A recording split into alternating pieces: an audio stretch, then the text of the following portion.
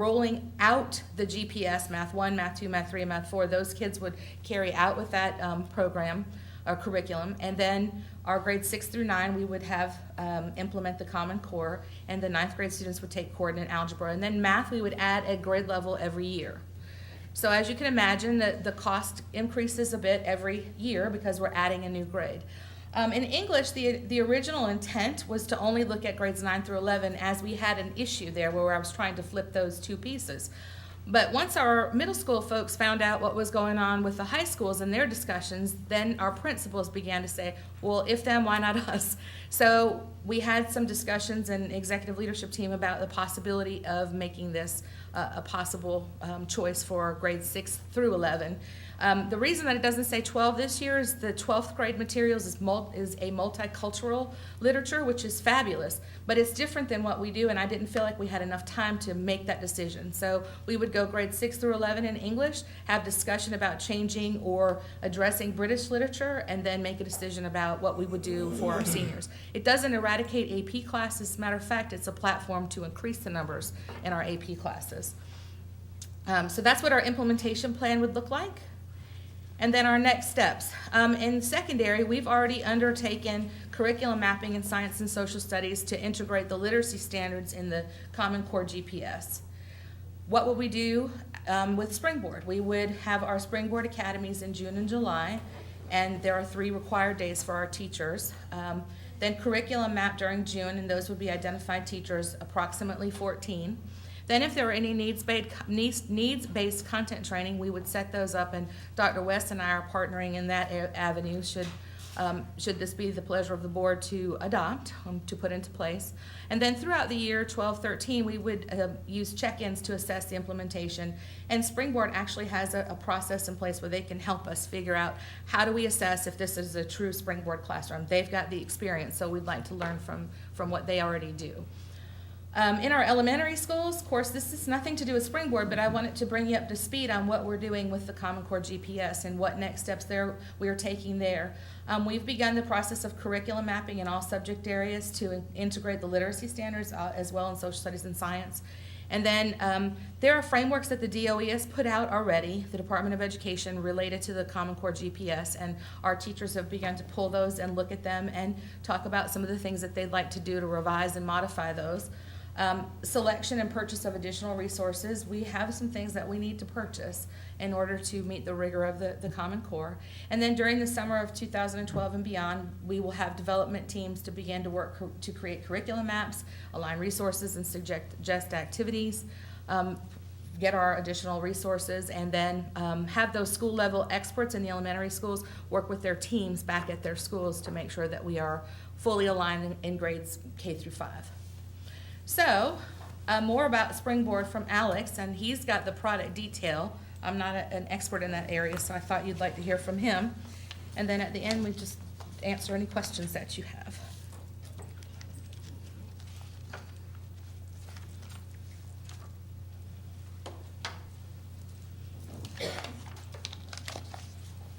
Good evening, Mr. Chairman, board members, and Dr. Matthews. Thank you so much for having me here and for this opportunity. I'm a former high school math teacher at Miami-Dade County Public Schools, taught everything from general math or AP calculus, taught the genesis of this program back in the early to mid-90s, back when it was called Pacesetter. I want you to notice just something very quickly on that title slide, and then printed in the front of the books, it will say the official pre-AP program from the College Board. And pre-AP means different things to different people. Pre-AP is not a student, it's not a substitute for the word honors. It's a habit of mind that all students can achieve at high levels if you give them the support and strategies to get there. The same strategies that work in advanced placement courses can be brought down to the 6th grade level. So, who we are in the College Board, you're probably familiar with us, but we're a not-for-profit membership organization, and our mission is very simple. Our mission is to connect students to college success and opportunity. Everything we do in the College Board is driven towards that mission. And several years ago, the College Board conducted a survey among superintendents, building principals, as well as deputy superintendents, and asked what were the issues they were facing. And I'm not going to read these bullets to you, but I just want to point out a few things. One of the reasons why the Common Core was created was because high school exit exams do not measure college readiness. That is a fact. And what we're seeing is students, if you take a look at the bottom bullet, students are graduating from high school, passing their high-stakes assessments. When they enter the college campus, they end up taking a remedial course. And the likelihood that they will continue in their college career diminishes greatly when they take those remedial courses. Another data point is the AP enrollment. As you know, AP, students can take AP in high school and earn college credit through earning a 3, 4, or 5 on any number of AP exams. But we're seeing a large number of students participating in AP, and it's a great thing to be exposed in the most rigorous course possible that you could take in high school. But we're also seeing students who are earning 1s and 2s in the exams, a large number of them. So what we want to be sure is that students are not just taking those courses, but they're ready to handle the rigor of those courses. And that speaks to what when Samantha Fury was talking about when she was talking about building the pipeline. I do want to mention the leadership of Chandria and Lynn House in setting all this up and the planning involved. It took a lot of planning for us to get to this point, so I do want to thank them for their leadership. And this is really our call to action. This is national data.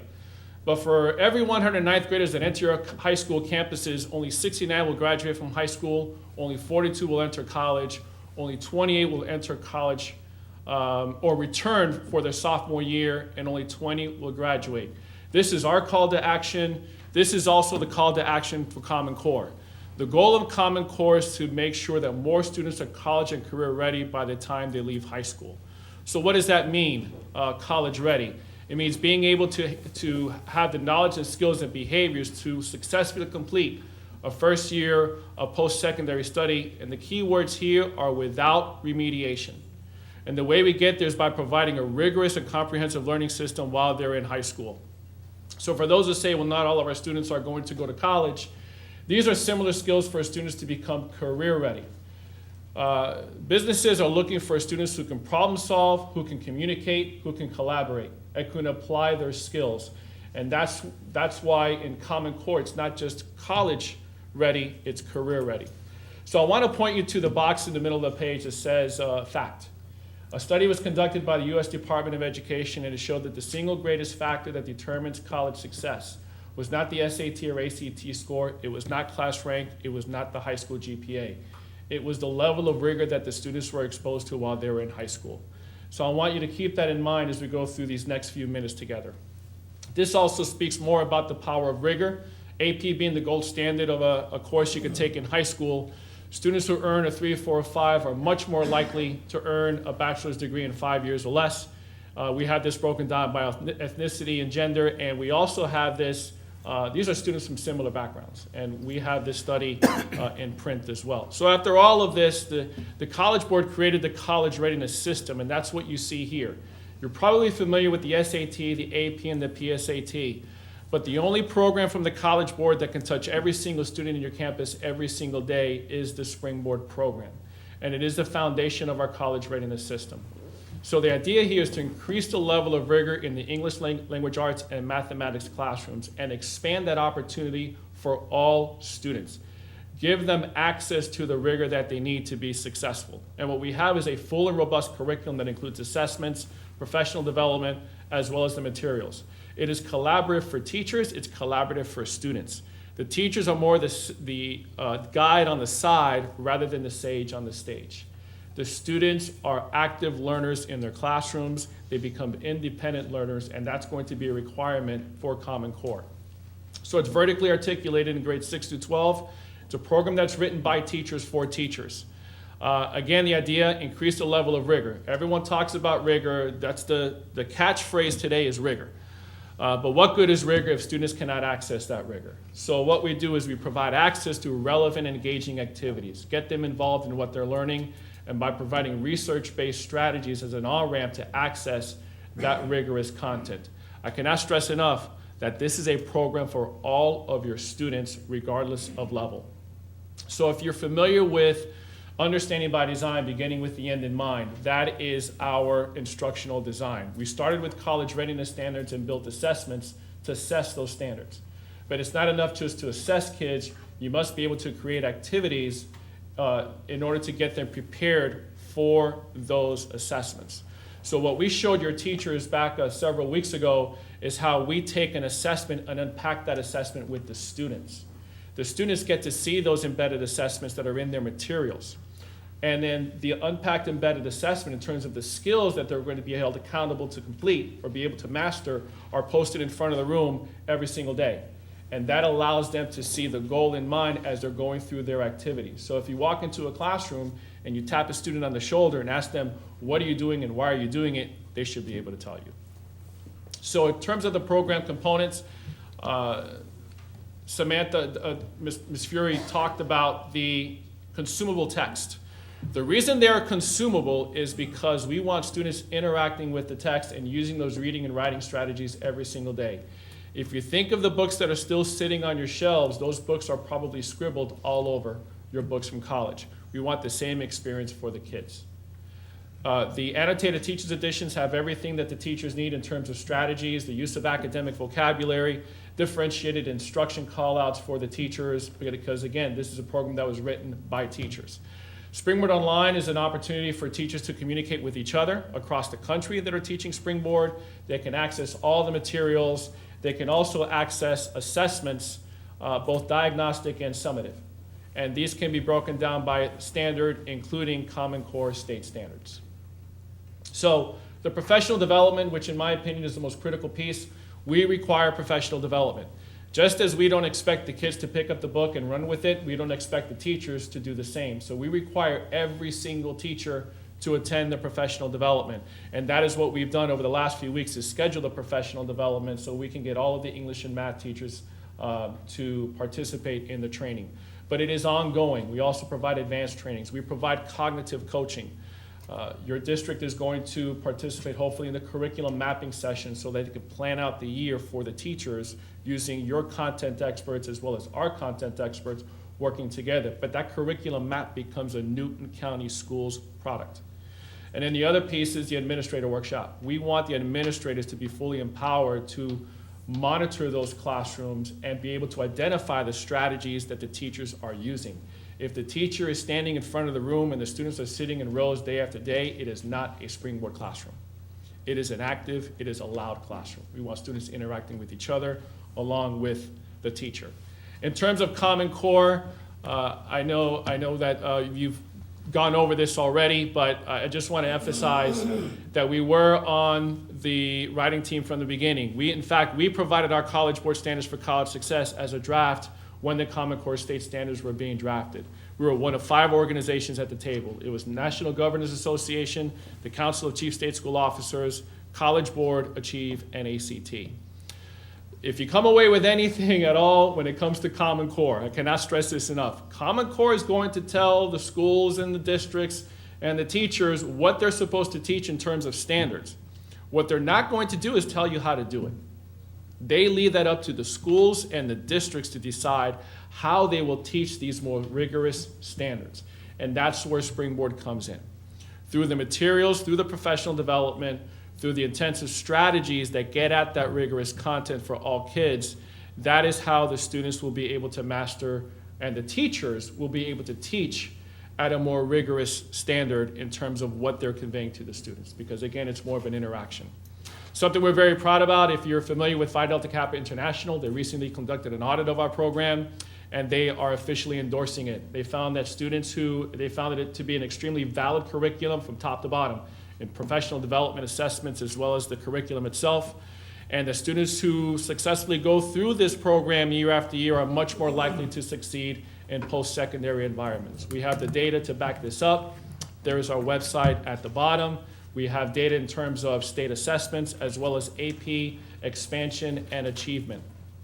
And again, this is just a snapshot of why districts choose and schools choose to implement Springboard. And again, not to read slides to you, but I want to point out the last one, and that all students should be exposed to a rigorous and relevant curriculum. And that's what we have with this program. So I'll take any questions you have at all related to Springboard or College Board.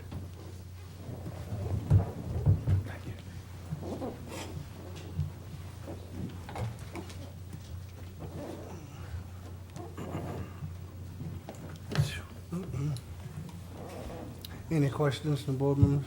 I have a question.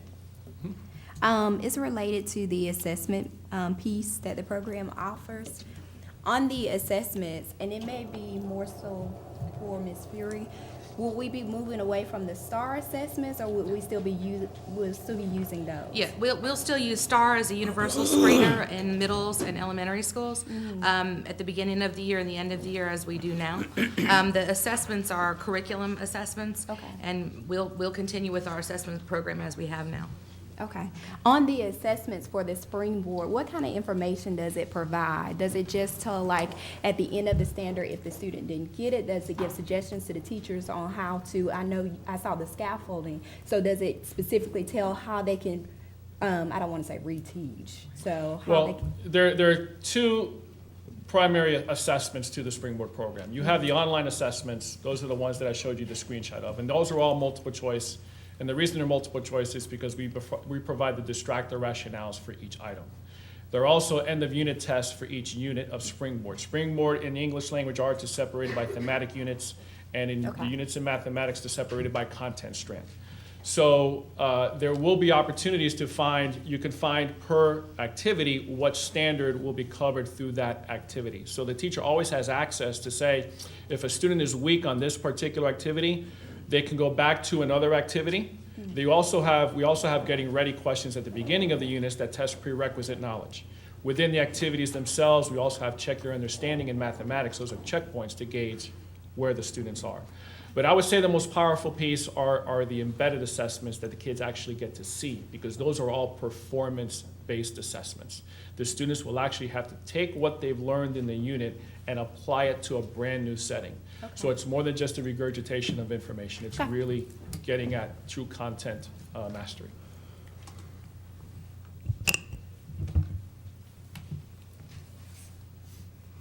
What would be a similar program to this as a competitor, if I may say? Ooh, that's a tough one.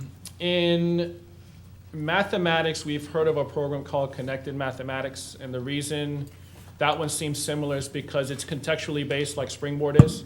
In Springboard, the actual activities have a contextual setting. So for instance, it could be two truckers are traveling across the country and they need to be able to deliver their load in such and such time. Who's going to get there first? But it goes through a problem-solving steps in order to get the big answer to the question, or to the answer to the big question. So Connected Math does have contextual. It allows more of a collaborative type of atmosphere in the classroom. So instead of when you open the book and you see the 40 problems on a page and then the word problems at the end, that's not what you're going to see in Springboard. You're going to see a contextual setting, and the students are learning the mathematics as they go through the lessons. In English Language Arts, I can't really point out a particular competitor because of our approach to learning. The students are not going to read 8 novels in a year. They're going to read a few novels in a year, but they're going to know that novel up, down, backwards, and forwards, because the way they will analyze that novel, they would become actively engaged in that novel. So in terms of competitors for English Language Arts, I really cannot point a single program out. America's Choice was one that DeKalb County brought in, but that's more of a remediation program, and that's not what we're trying to do. We're trying to accelerate the students, bring all the students up. Thank you. Are there any other questions? Thank you. Thank you.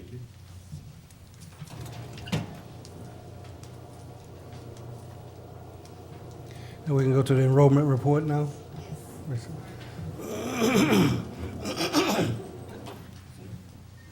The enrollment report pulled on May the 5th, 2012, was 18,944 students.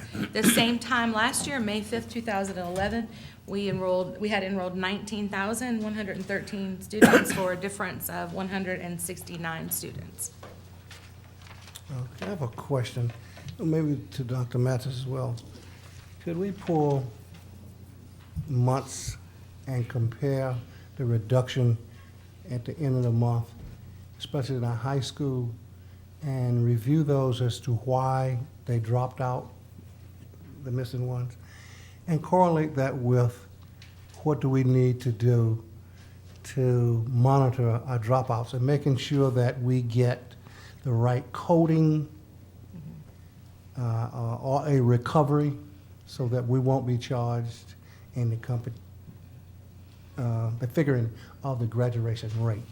That would tell us what kind of job we're doing. Right, right. You agree? Help me out? I Ted? do. Each summer, it seems to me that our school system should be totally reviewing the data on who's dropped out and literally trying to identify where that student is. It's only that way, Mr. Johnson, that the state will allow us not to count a student against us for not being present, so to speak. So where I've worked previously in Virginia, where we had for the last 2 years the 4-year cohort graduation rate, each summer our curriculum instruction people working with technology and counseling staff literally, quote, ran down students as to where they were located throughout the country, and to clean up that data and report back to the Department of Education, the State Department.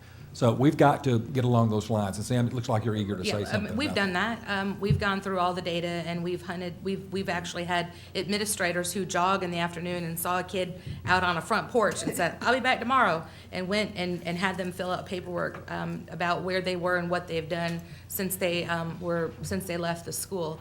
So we've embarked on that work, and we, especially given the CCRPI, that's going to be really important for us to make sure that kids are properly coded for the very reason that you're talking about.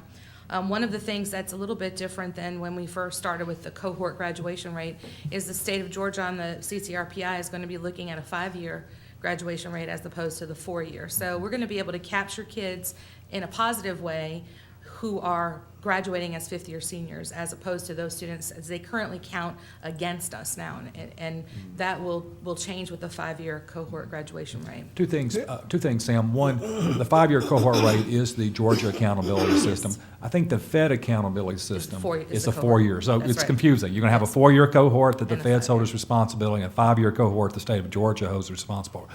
Second thing is, back to Mr. Johnson's Yes. earlier question, the month-by-month analysis of why kids are not in school or they have disappeared for some reason. Mm-hmm. Any thoughts about that currently? I think it's already included in our student information system, and I think probably Renee through her department could capture that data and pull it out and say this is the reason on record why these number of students have left and where they've gone, if they've transferred out, if they've gone to homeschool or whatever those withdrawal codes are. I know that's already in place. So I don't think it would be problematic to pull together for you some sort of report that identifies in August this happened, in September this happened. I just think, if you're doing it, it's great, but I just think that, an ounce of prevention Sure. is worth a turn of cure. So if we start on that now, and for lack of a better word, educate ourselves as what we got to do and how to do it, I think downstream, we'll be far better off. Okay. And I appreciate whatever information you can provide. Sure. So I can educate myself. Sure, absolutely. Thanks. Thank you. Okay. Okay, we'll go into new business.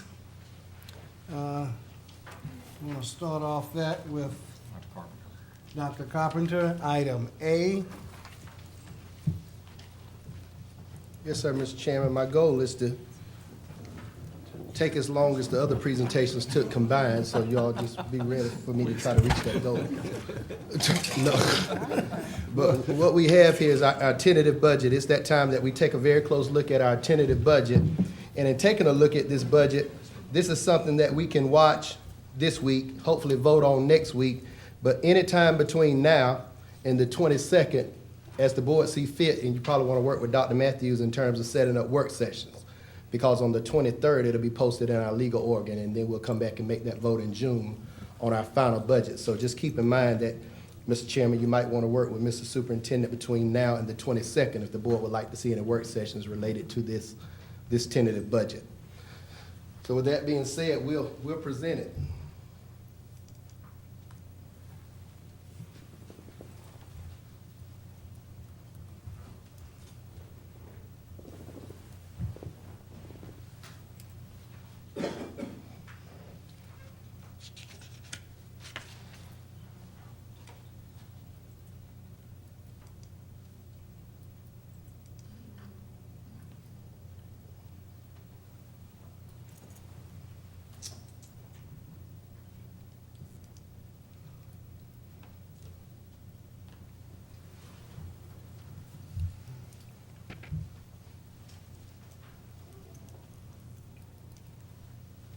If you take a look here, this shows our general fund projected for 2012, 2013, and you'll see all of our available resources in our general fund. You'll see our expenditures, and then you'll see our anticipated fund balance of $10,063,139.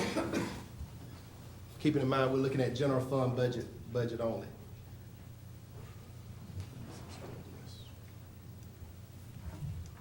Just to look at our millage rate comparison, you'll see what we've done, and we've pretty much been at 20 mils since FY11. And you'll watch that debt service millage rate. That's an estimate 1.9, but we'll see what that final figure is somewhere around the month of July when we get that information, and we'll change that number. For example, I think last year we thought that would be a 1.12, and it ended up being 1.073. But it will go up a little bit in terms of debt service to pay for those outstanding bonds.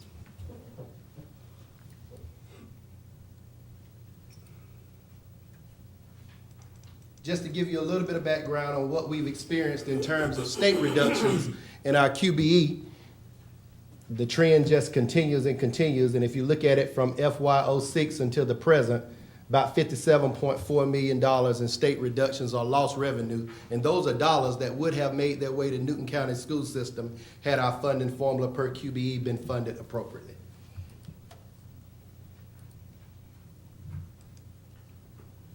Just to look at student enrollment, we've had a little bit of conversation there. Take a look at our student enrollment. This is our elementary grades, pre-K through 5. What you see there is our actual enrollment March of 2012.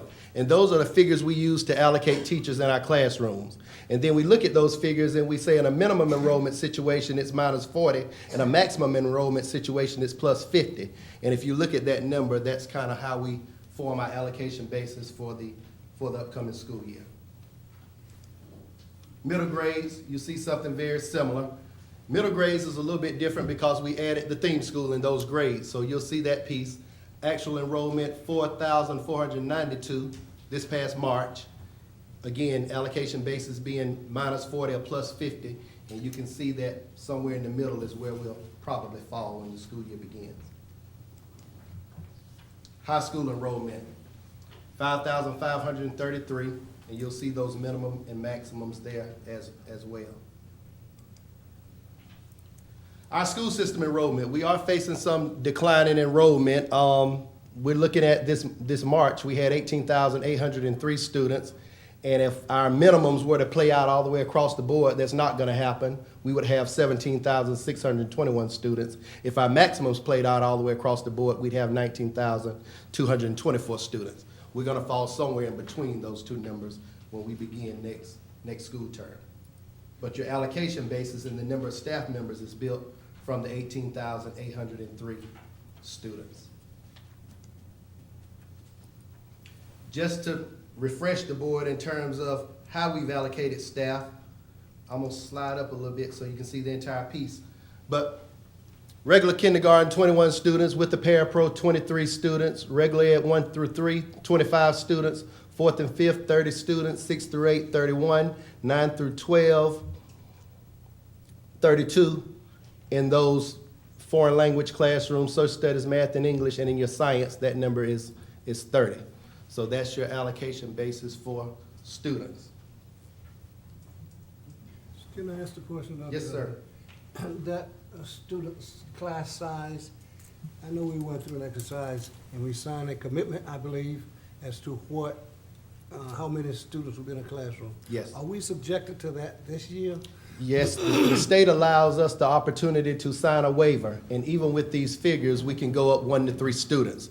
We have to submit that waiver request to the state each year, and what that does is keeps us from having to add a teacher. For example, if a kindergarten, let's say a school has all of their kindergartners, they all have a parapro, and they're at 23 students. And in the month of November, a student enrolls. Minus that waiver, we'd have to get a teacher and put another kindergarten class into play. But with that waiver, 1 to 3 students, we don't have to do that. Our schools also at the elementary level make use of their supplemental teachers that aren't in the allocation formula that they use also to reduce some class sizes and help us in that area. But we'll probably submit that waiver to the board for their approval again this year. Just gives us a little bit more cushion. Thank you much. Looking at positions for the coming school year, you'll see comparison with FY12 and what we're anticipating in 13. If you look at your pre-K through 12 teachers, you see that increase there, and that increase is primarily due to our increases that the board approved relative to our theme school. We had a few federal positions that we were able to fund with some federal dollars, and also our Career Academy additions. If you look at the paraprofessional staff, that's also related to our Career Academy, the increase of 2. If you look at the secretaries, clerks, and receptionists, you have an increase of 1. That's due to our Career Academy as well. And those halves in terms of a principal and assistant principal are also due to the fact that those individuals served half-time this year, and they'll be serving full-time next year. So that's an additional school-level positions of 33 positions in the FY13 budget.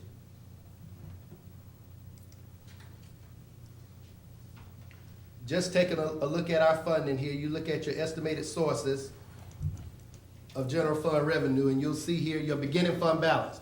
We're anticipating starting next school term with a $15,596,531 beginning fund balance. Our ending fund balance, which will in turn be our beginning fund balance next school term. And if you look at what we anticipate in terms of our ad valorem, our real estate taxes, and our other local revenue, we're at $52,650,204 related to local sources, or 36.21% of our general fund budget. And we're looking at our state allocation per the QBE allocation of $92,762,178, or 63.79% of our budget. So next year we'll have to work with that figure you saw in the beginning, $145.4 million.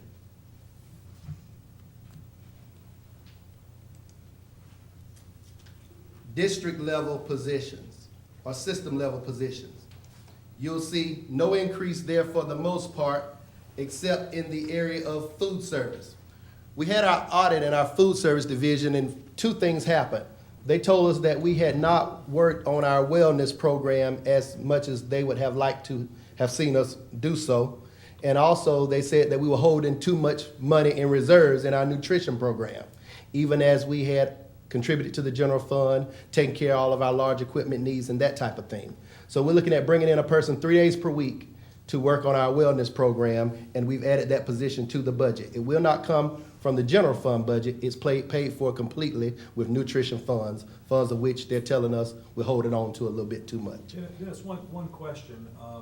Dr. Shattuck, I'd like to speak in the microphone. Dr. Shattuck and I have had some conversation about having a person in this building within his budget dollars, in other words, fiscal year 13 looking the same as fiscal year 12, of adding a person to serve this building as a technology troubleshooter. Is that reflected here? It is not reflected there. I remember the conversation. It's reflected in his budget figures, but it's not reflected on this chart. Okay. So I'll go back between now and Great. next week Thank and you add very it to much. this chart. Mhm. Because my understanding was it's not gonna require any additional That's dollars, so correct. the budget's still correct. That's I'll just correct. modify That's this, correct.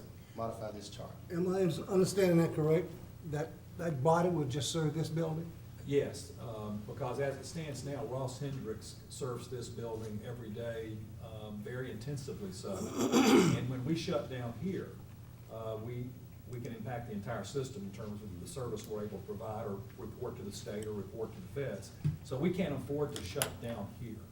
So given that Ross Hendricks is being moved where the big machinery is at the new College and Career Academy, this building simply has to have someone, and in this case, within current budget dollars, to serve the personnel in the BOE.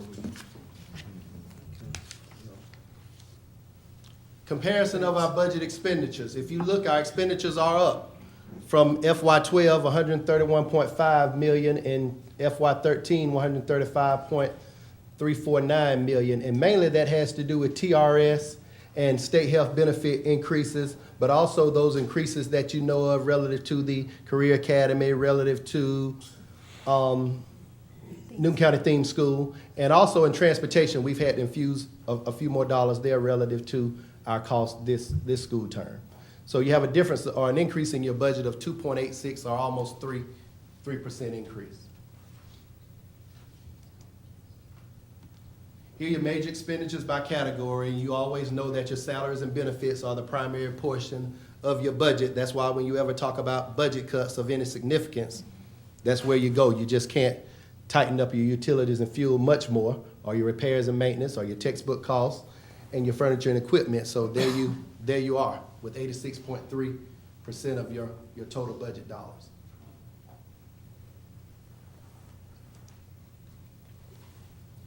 This is an interesting slide that I like to put up there and talk about some, but the general fund budget of $135,349,243. Take away pre-K because it's fully supported. We'll just pull those students out, and our cost per hour for educating a kid here in Newton County is $5.57 per hour. I think that's a steal given those things that we work through each and every day in our school system.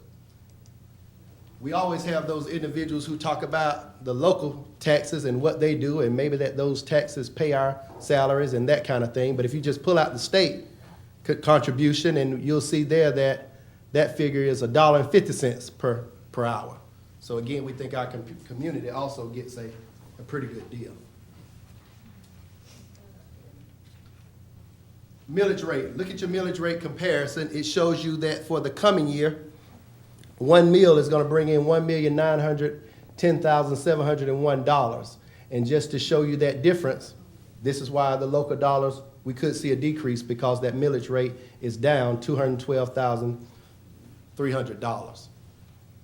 And that's been the case probably ever since 2008, that millage rate value, the value of that meal has been going steadily down.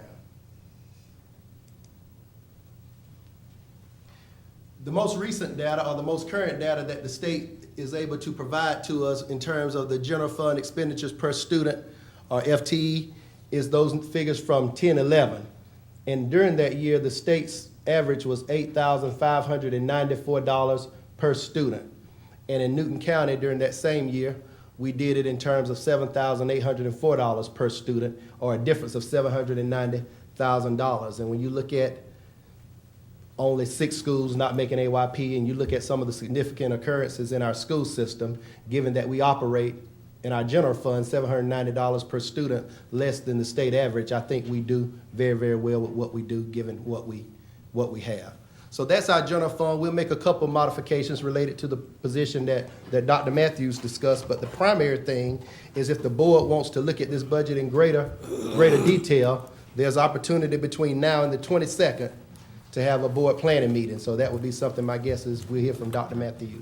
Thank you, Dr. Parker. Well done. That said, I want to conclude the presentation with a financial projection that Peggy Bullard, our business manager, has provided. Media members who are here may want a copy of this. Our board has seen this previously, but I want to be public about this in this public setting. As the board knows, this document is dated 5/2/2012, and it came right after business manager Bullard had a chance to analyze the state budget and how it impacted this public school system. This is a running record, as board members will recall, beginning with the $8.2 million in budget reductions we made coming into the current fiscal year. And then it just shows you chronologically the various things that our business manager has taken into account that result in page 3, which is the bottom line. So page 3 of this document that you have takes you to a chart that gives you not only the projected 12-13 ending fund balance, but also the 13-14 ending fund balance. My historical practice has been to provide our board with at least a 2-year look at what our budget might be for planning purposes, if for nothing else. So the bottom line is this. At the end of the coming 12-13 school year, the projected ending fund balance, with all of the variables taken into account, is roughly $10 million, as you can see, $10,063,139. And then at the end of 13-14, 1 year later, the projected ending fund balance is $2,799,347. And here's what that number means. By the way, that's a number in the black as opposed to the red, and it's a number that's much more optimistic than our earlier projections because the current state budget has impacted us positively. as we sit here tonight. But to deal with the $2.7 million projection at the end of 13-14, to have a minimal fund balance of just $4.4 million, the district would have to cut some $1.6 million in order to achieve that. That's only a 3.26% reserve, if you will, contrary to the recommended 7% reserve in the budget that various experts around Georgia recommend. To get the 7%, we'd have to cut $9.5 million, wholly unrealistic. So heretofore, what I've said to the board is for the coming 12-13 school year, which now looks better than prior projections, I would hope that we would not offer any substantial budget reductions that would impact the coming 12-13 school year. That gives us still another year to see if this economy improves, and perhaps we'd be pleasantly surprised still again, as we were this time, as to how the state budget, if not the local tax digest, might impact our public schools. So that said, we do have a more optimistic picture, but still, if things hold true, as this document projects, we'd only have a $2.7 million ending fund balance at the end of 13-14. We would need to cut $1.6 million in order to have just a minimalist fund balance of $4.4 million.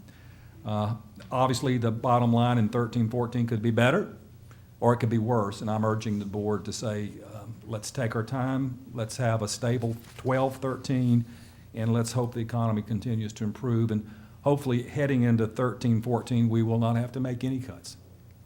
So, that concludes my remarks, Mr. Chairman. Thank you.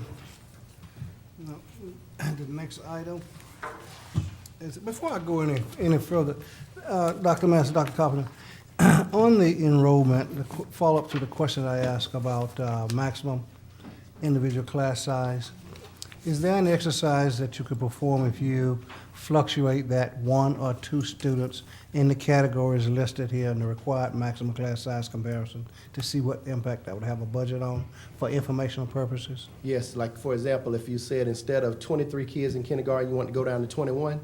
No, up, Up? yes. We could have everybody yelling and screaming at us, but we could do it. Well, and I think we, you know, if we do a little bit at a time, we don't have to do big cuts. And I say we're lucky now, but we don't know. This would probably be a safety valve that we could use, and we could go through the exercise and do it. And with the caveat on that, this is an idea. We'd like to give our building people authority to work and flexibility to manage the whole education process. And if we can go through the process and theoretically add 1 student per class, per category, and take half of those funds and return them back to the building location and let them use those funds to help manage the business, so to speak. That's what would be my intent, and I would like to see those numbers produced. We can produce them, and maybe that's a work session piece of information that we can bring with us. For example, if we increased all class sizes by 1, Right. what would be the impact in terms of the financial impact? I can give you that. It's just a view, there's no commitment, Yes, right. it's a talking point that we'd like to. Okay, well, once you all schedule a date for such a meeting, we'll have that piece for you. When do you need that? Well, the board, per the budget calendar, needs to do it between now and the 23rd, well, the 22nd, actually, because on the 23rd, we'll post the tentative budget in the legal organ and run it as required by law prior to taking a vote on the final in June. So between now and the 23rd, if the board wishes for a work session surrounding the budget, that's when they'd have to Well, occur. let's put that to a consensus here. Any ideas, board members, when we can meet? I don't have an idea, but if you want to see those numbers on like the financial impact, I think we would need to also see the educational impact as well. I mean, because we are education, you know. So I think we would have to have Ms. Fury involved in this as well. Yeah, yes, it's there. I mean, it's open for discussion. There's nothing, no hidden agenda. It's an approach to it, that's all. If you have a request, so make it and feel free. Oh, that's all I'm saying. If it's something that you want to entertain, we can't entertain just the financial aspect. Yeah, we always want to look at finances in the light of education, yes, yes. I think Mr. Johnson would agree with that. I think- Absolutely. Okay. So any suggestions on a date available for the board members?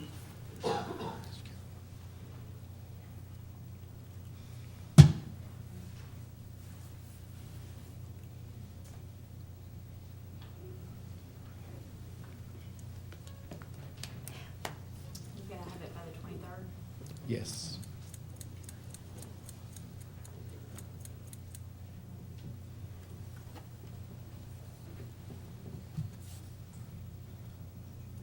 I'm open next week except on the 18th, on Friday. What time? I'm very flexible. I can't until after 4 o'clock on the 15th, 16th, and 17th. Give me a date. I'm free on the 18th. 18th? I could do it in the morning on the 18th. but I- 17th retirement dinner, don't. That's right. That's true. The 15th will be here anyway. Yeah, the 15th are meeting. Want to have an early meeting, 15th? What time? At 4? If we had, Feels a lot to have to change it. I could. How about Monday the 4th? Can anybody do it Monday the 14th? I'm free, the 14th. 14th? 14 works. Jeff? No, I don't have my calendar. Well, tentatively, we'll go for the 14th on the time. I'm free Monday, I'm anytime. free that day, What? just gotta drop the kids off. I can make myself free. Monday is a busy day for me, but I can make myself free in the afternoon Would you give me a time? 2, 3? after 4. What all will we be entertaining? Can I ask? Are we That's just a good- going, 'cause I have a what all are we gonna, are there other things that we have to entertain besides like the number aspect? Does anybody have anything else? The only thing that we would do is we'll provide a copy of the budget to the board members, and you'll have your copy. And we can send that out as early as tomorrow morning. And then you all, if you see something, got comments or whatever, you can That's the shoot line-by-line them back out. budget. Right.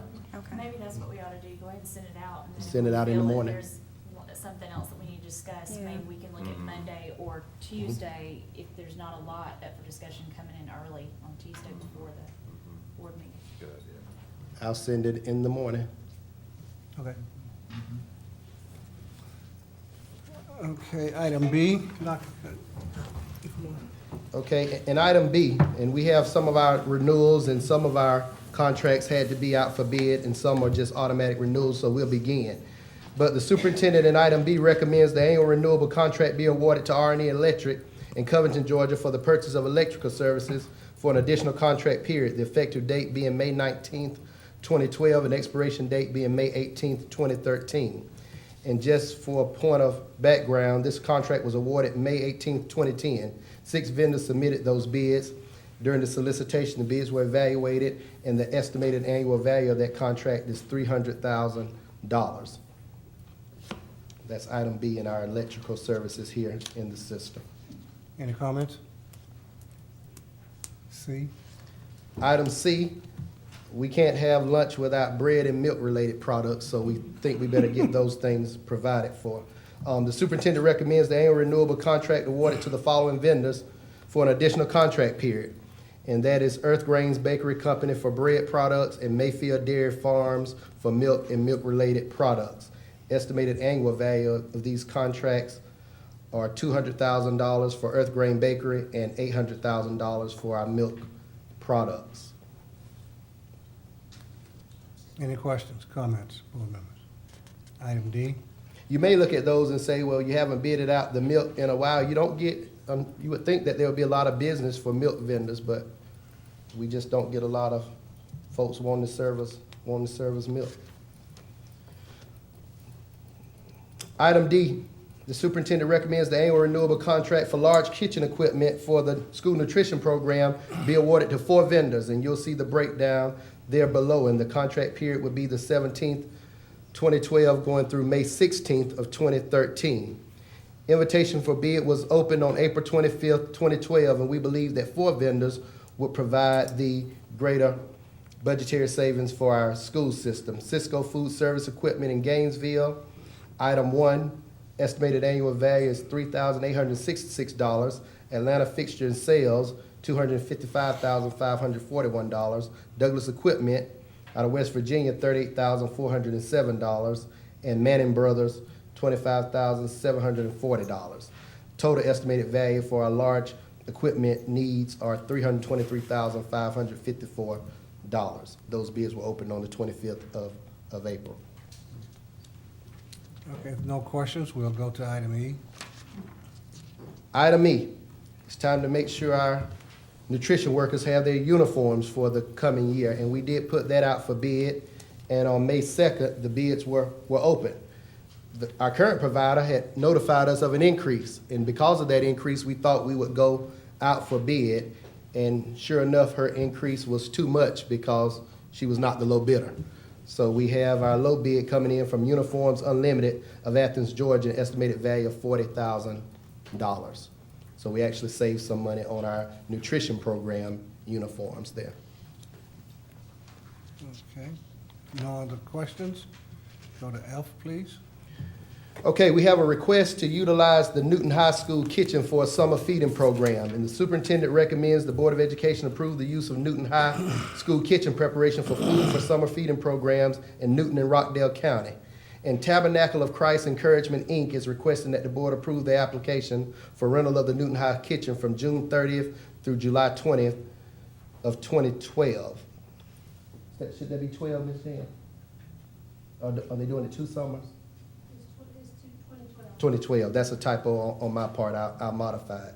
But Tabernacle of Christ Encouragement, Inc., and the total cost there would be $1,750 in rental, utility cost $2,100, and they'll be preparing those meals for children out of the Newton High School kitchen. And Principal Lockhart has been involved in this negotiation of the agreement, and he does support the application. Any comments? No comments, we'll go to item G. I'm sorry, yeah, G.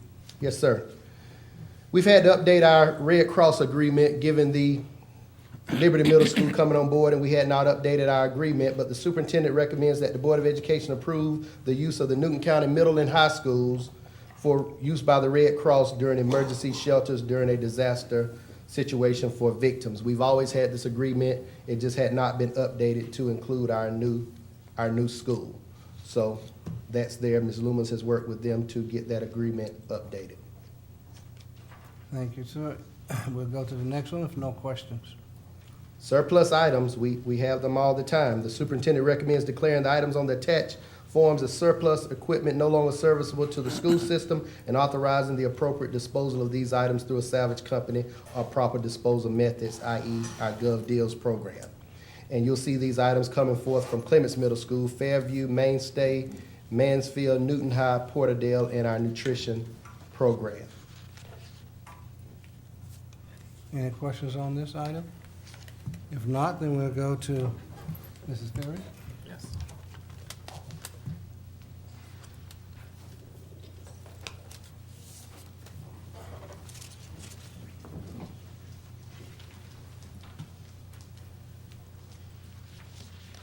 This item is relative to Springboard.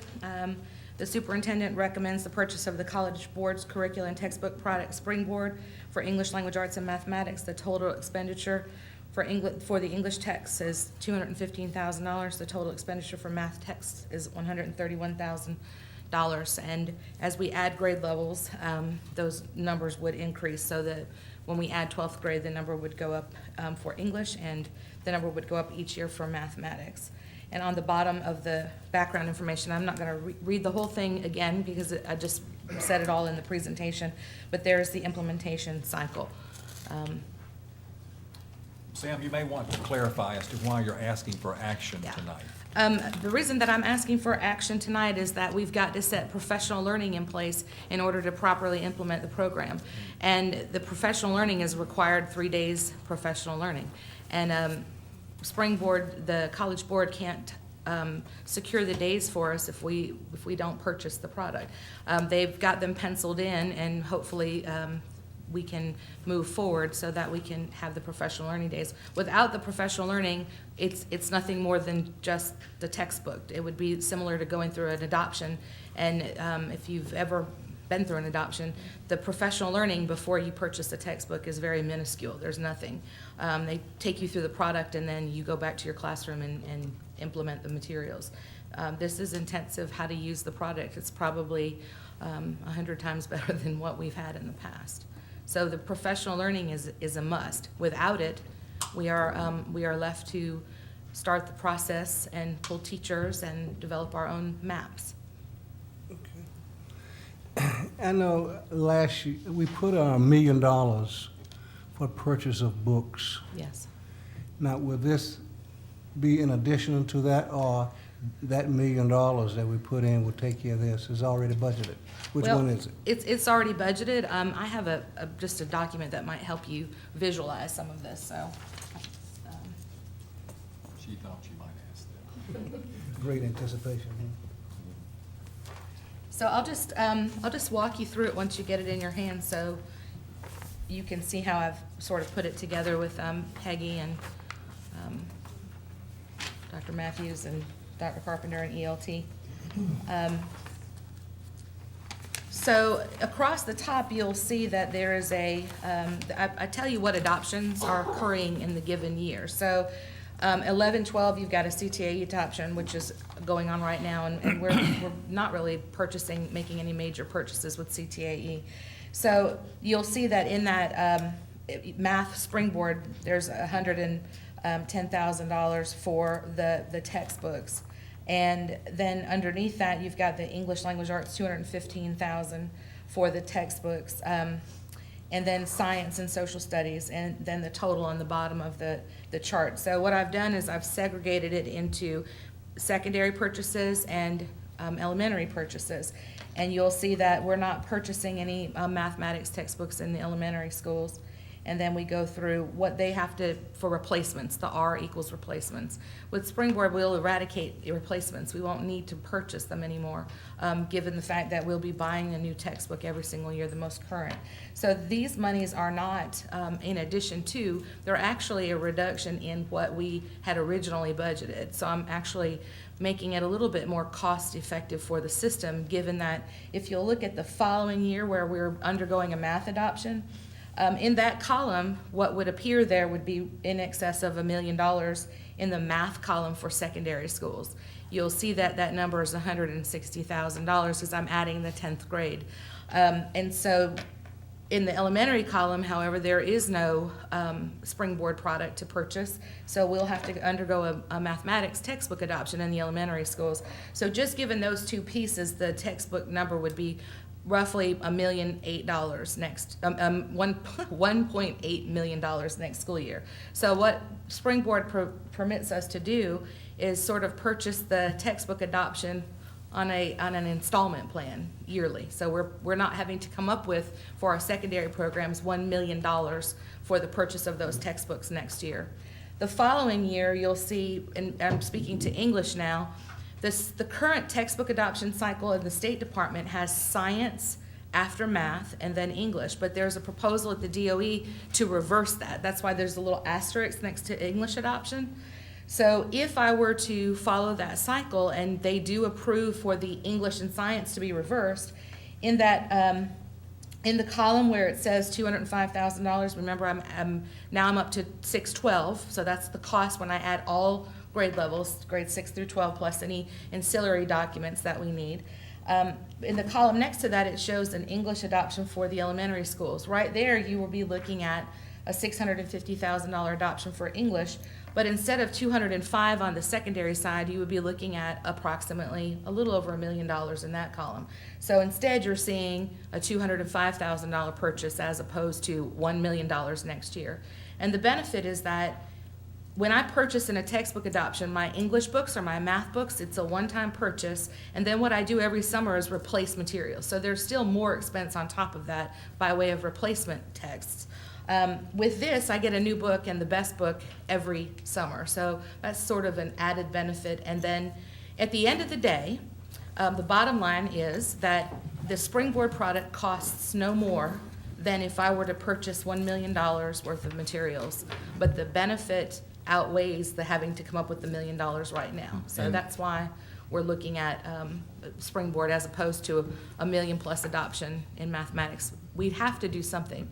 And this just seems like the best option right now. We do, and I hope it gives board members some comfort to realize that, as you heard the presentation tonight, the Springboard product produced by the College Board, which was at the table in the development of the Common Core, one of 5 entities that was at the table, includes an emphasis on research-based instructional strategies, which we've emphasized, as you know, for the last 2 years.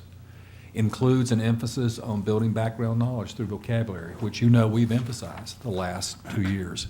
Includes an interactive notebook built in, which you know we've been emphasizing for the last 2 years. So we've been up to snuff, so to speak, with this major producer of Common Core materials, unbeknownst to us. But we knew it was the right stuff to be about and the right stuff to be doing, and their inclusion in Springboard only confirms that. If I may, if you'll recall, we did a social studies adoption last year, and it was a partial adoption, just trying to patch social studies.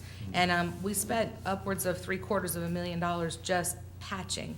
So you can imagine what a new curriculum and a new textbook would cost us right out of the gate. No $160,000 over time. It would be $1 million just for secondary, not even taking into consideration the $650,000 for elementary schools. So financially, it just seems like a winning situation for our system. Okay. Thank you, Conley. Ms. Ferry want to vote, ladies and gentlemen. So she want the real thing. So with that, can I get a motion So moved. and a second? Second. To approve the request? We have a motion and a second. All in favor of the request? Aye. Opposed, same sign. You got it, Ms. Ferry. Thank you very much. Ms. Waters next. Okay. Good evening.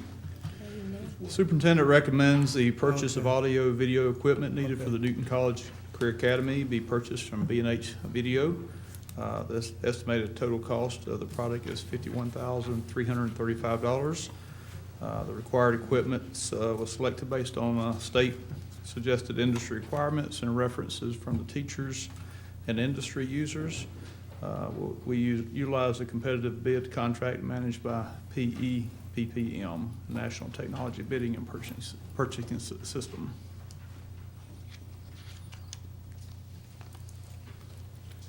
Any questions? Well, just a comment.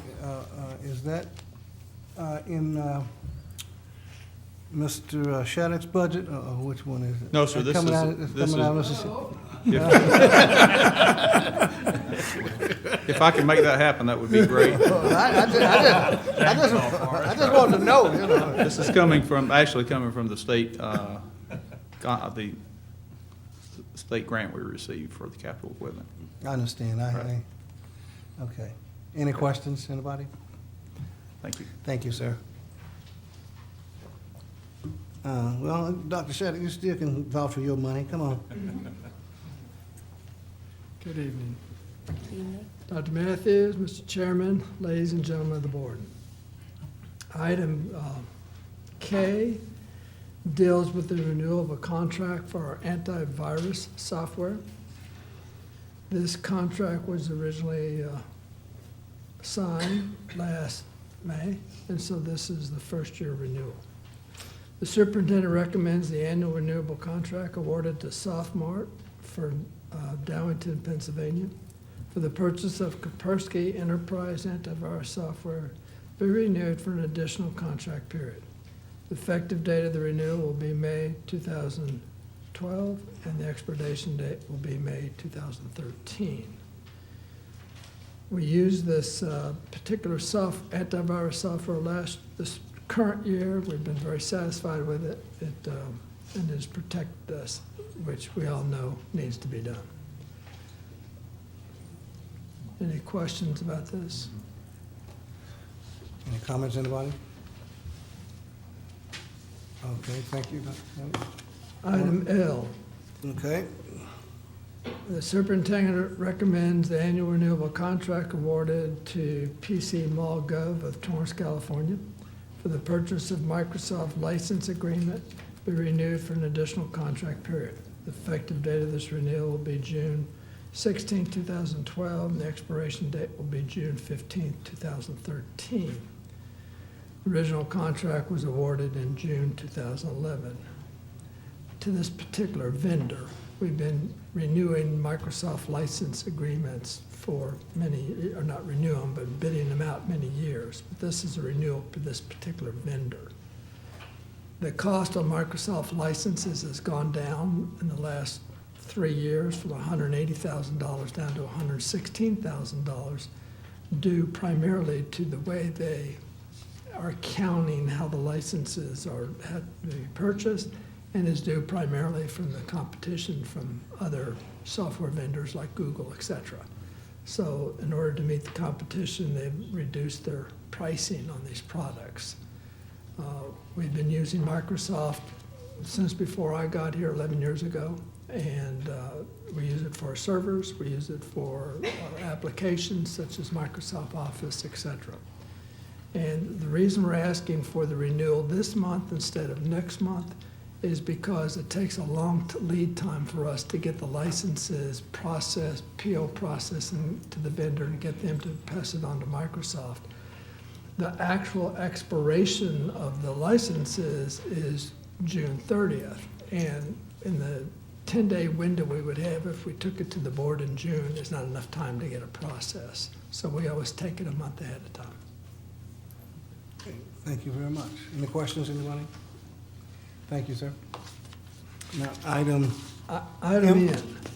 Item N, the superintendent recommends the audio components and associated peripherals needed for the school system be purchased from Audio Enhancements Incorporated of Buffendale, Utah. A year and a half ago, we did a pilot test of audio enhancement products in the classroom, and the results of this pilot test, the study we did, the analysis of it was absolutely phenomenal. The teachers reported, 80 to 90% of them reported how much better the students heard, how much better they paid attention, how much more they learned in the classrooms. We also did a survey of the students, and the students confirmed what the teachers were saying. And our study actually confirms the national studies that we read and studied before we even did a pilot test, that audio enhancement products offer a tremendous advantage for learning in the classroom. If you talk to the teachers who are part of the pilot study or the teachers who have received some of these products since then, all of them, that's the one thing they would not give up. They will give up an active board before they'd give up their audio products. So it really helps, it reduces absenteeism by teachers because they're not straining their voice constantly, and it does improve learning. And all the studies show that. Okay, thank you. How far along are we on installing this equipment? Right now, I don't have an exact number, but we have approximately between 200 and 250 units installed in the county. Flint Hill, every classroom has one. We have, Fickwick has about half their classrooms. Indian Creek has about a third of their classrooms. And the schools are starting to buy them now out of their Title I allotments. Liberty just bought 9 units. Middle Ridge has equipped their entire school, so they have 50 units in their school. So it's now that the active boards are been installed in most of the classrooms, the schools are starting to spend their money on this technology because they see the real value in it. Okay, thank you very much. Okay. Item N, we're going to hold off. Right. Mr. Chairman, you may want to announce that the board has chosen to go back into executive session on personnel and then return to this public dais for any vote and/or announcement at that time. Ask a motion to recess. Can I have a motion and a second to adjourn here and reconvene in closed session? So moved. Second. All in favor? Aye. Opposed, same sign. Thank you.